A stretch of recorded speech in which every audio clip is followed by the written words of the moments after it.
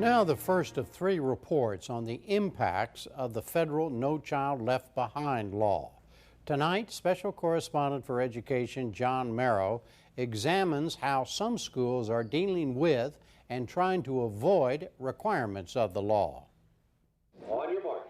In June, 2,700 high school athletes gathered in North Carolina for a championship meet. And the 1 mile is underway. The schools they represent are also engaged in a race to raise achievement under No Child Left Behind. 52-second first quarter. The president's signature education law is now up for reauthorization. Margaret Spellings is Secretary of Education. All the signs that we had, all the data that we had said that we weren't serving our kids well enough, simple as that. And for 40 years, we put the money out of this department and hoped for the best, and it wasn't working for kids.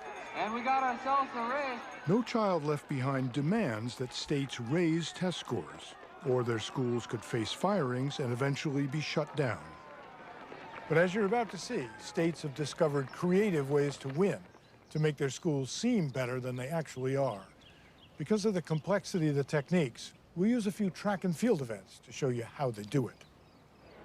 In track and field, the rules are the rules. But under No Child Left Behind, the rules change all the time.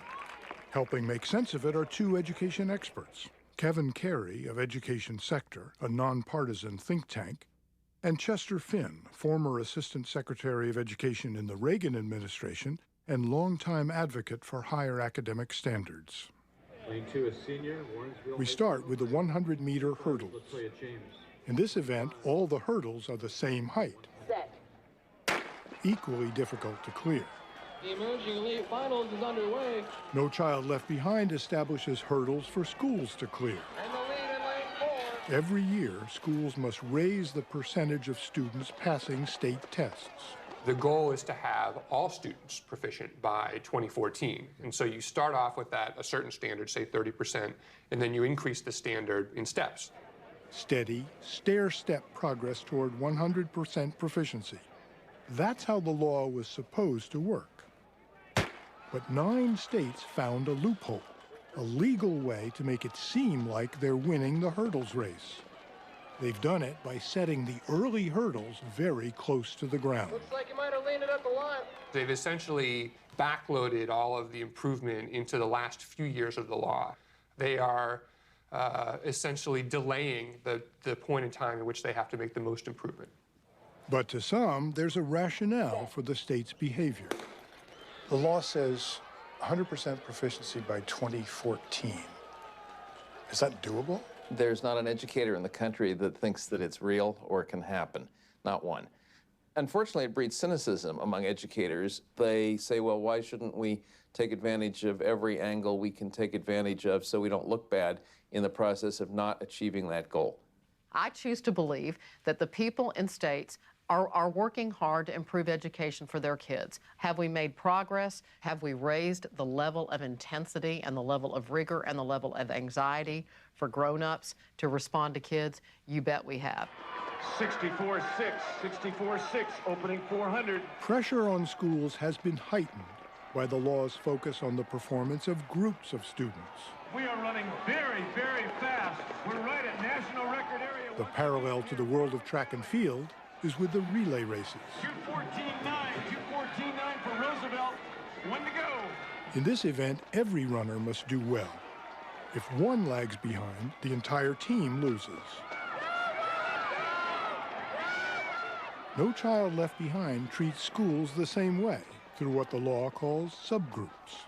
A subgroup is a group of students, in most cases, that have traditionally been underserved by the education system. So minority students, low-income students, students with disabilities, students who are limited English proficient. As in a relay race, each of these groups must do well or the entire school loses. But the law also gave each state power to define subgroup size. Some states have used that power to define away accountability. The school that has, let's say, Hispanic kids in it, has to have a certain number of Hispanic kids in the school before the Hispanic kids in the school count. So if a school has 35 Latino students, and the subgroup size is 40, those kids become invisible. Correct. And it's not just a few students whose test scores aren't counted as a result of subgroup size. Approximately 2 million minority kids in the country don't appear in the NCLB accountability system. Subgroup sizes range from as low as 5 students to as many as 100, and subgroup sizes can change. 10 states increased their subgroup size with the Department of Education's approval. Why don't you just say no? John, I am as hawkish as any person in this country is on closing the achievement gap and on accountability, and I have a record that would suggest that. Absolutely. But, you know, are we on an accountability journey where we have to understand where we are and move progress over time, that we recognize the reality of turning the Queen Mary, this game changer that No Child Left Behind has been, and bring people along and move forward over time? You bet. Nice start.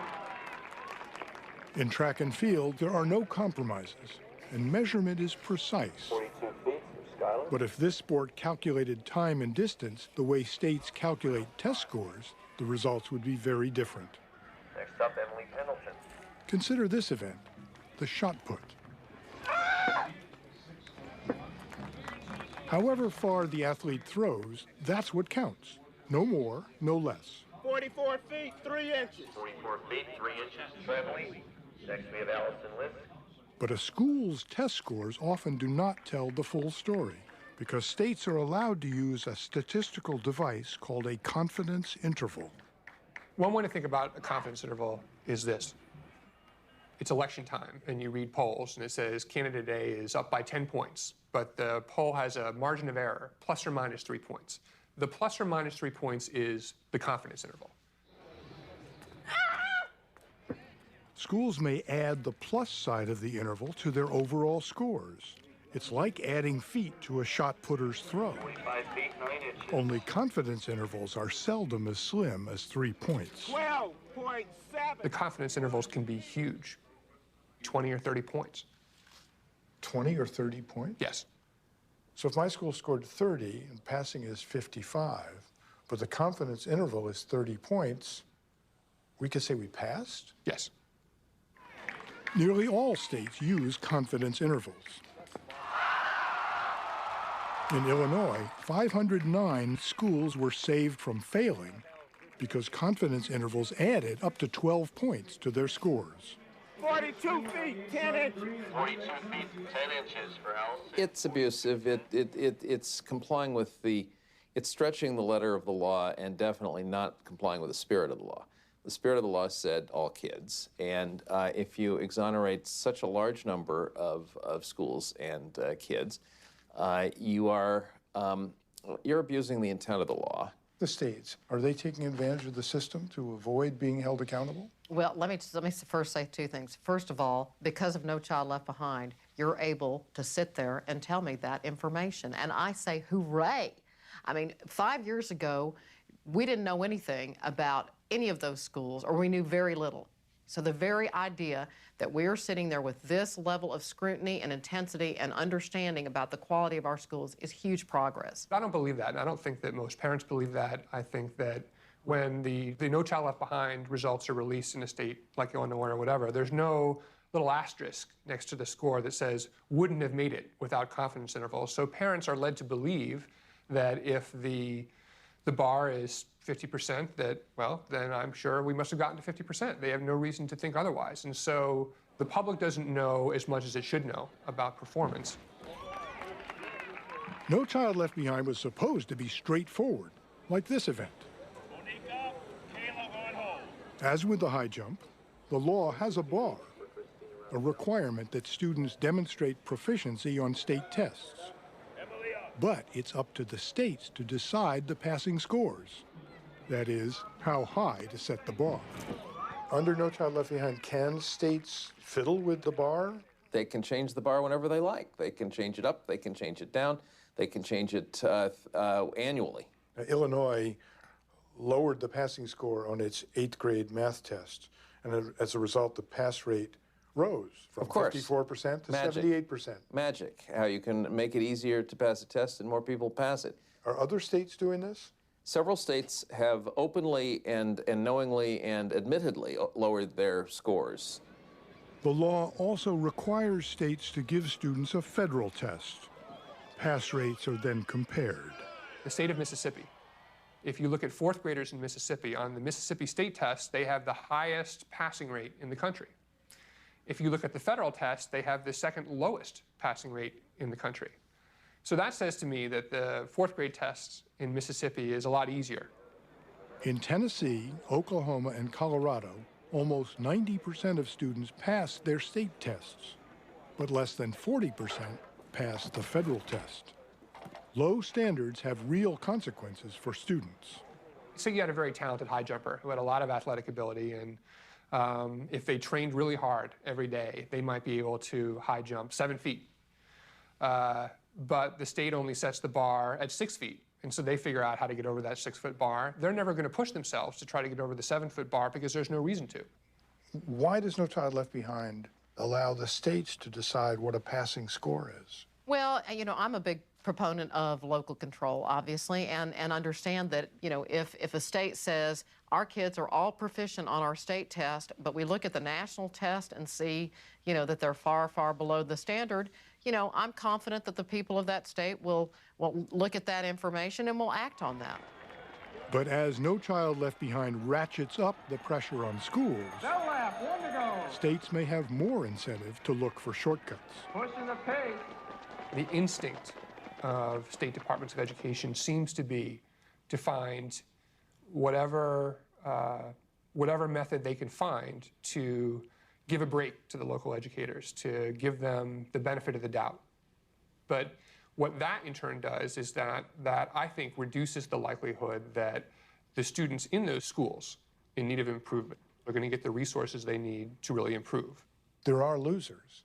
If the schools aren't labeled as in need of improvement, then those kids don't get the services they need. Are some kids being left behind? You bet. Are some people gaming the system, and we ought to be watchful about that and hawkish about it? You bet. And that's, you know, we do our very best to do that. Are you going to close these loopholes? Well, we passed the very best law we could 5 years ago when about half of the states had no annual measurement systems. So we're making progress. Should we make improvements to the law as we reauthorize it this year? Heck yeah. The reauthorization of No Child Left Behind is still in an early phase. So far, the Department of Education has not sent Congress its list of recommended improvements. Part 2 of John Merrill's series will air tomorrow. It looks at what some failing schools in San Diego are doing to meet the law's standards. For more about No Child Left Behind law, visit our website. 2 House members, Democrat George Miller and Republican Howard McKeon, will answer your questions online. To participate in that forum, go to pbs.org.